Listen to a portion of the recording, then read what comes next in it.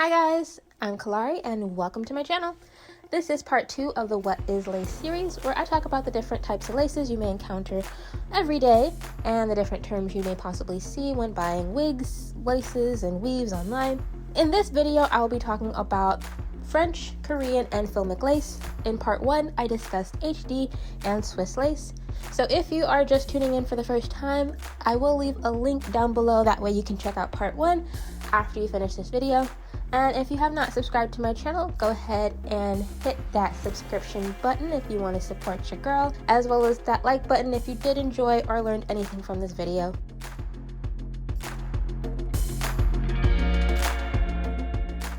French lace, aka the original lace. French lace is one of the more thicker laces. It is very detectable, so you would definitely need some sort of foundation, tint spray, concealer in order to match it with your skin, because you can see it. You can see it. The characteristics from the samples I bought is that it is very crunchy. It reminds me of plastic, in my opinion, just the texture compared to the other laces. It is suited for everyday use because of how thick it is, so definitely it's great for durability, but for detectability, it will need some help.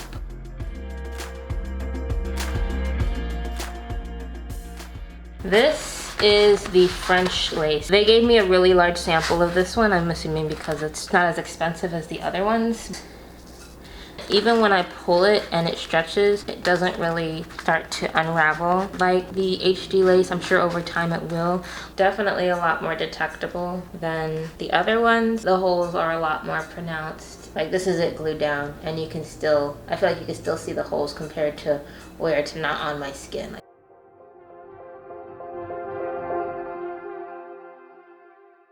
Next is Korean lace. The properties and characteristics are very similar to French lace in terms of it being durable. It is probably one of the thickest laces out there. Some say even thicker than French. It is very detectable because of how thick it is, so you're definitely going to need some sort of foundation, concealer. Just like French lace, you're going to need some sort of colorant. Again, from that video that I mentioned earlier about the wig maker, saying that Korean lace is actually what gets marketed a lot as Swiss lace. I could kind of see how that was true, because in buying these samples, a lot of articles said Korean lace is one of the thickest laces out there. It is thick, but it's also very soft compared to French lace.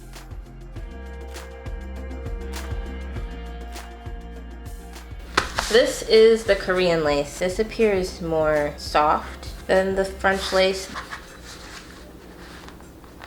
It is very, very stretchy. I feel like because the holes are a lot smaller, it makes it look even more noticeable than the French lace. So this is the French lace and this is the Korean lace. You can immediately tell that this does not melt like the rest of them. And when I say melt, melt just means it sinks into the skin. Like you can barely tell the difference between where the lace and where your skin stop and start, whereas this one, it's immediately you notice that it's there.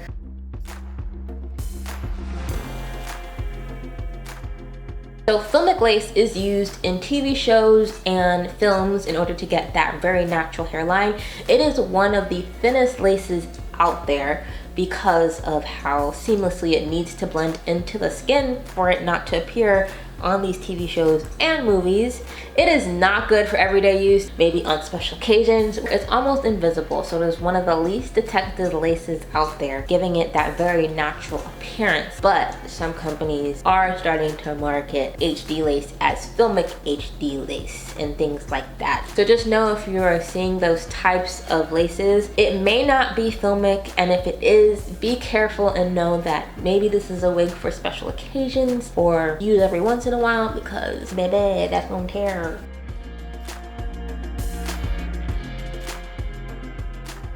And then this is Filmic Lace. It's supposed to be the thinnest of all of them, thinner than HD. It feels very similar, but of course when I rub it, this one kind of feels a little bit thinner.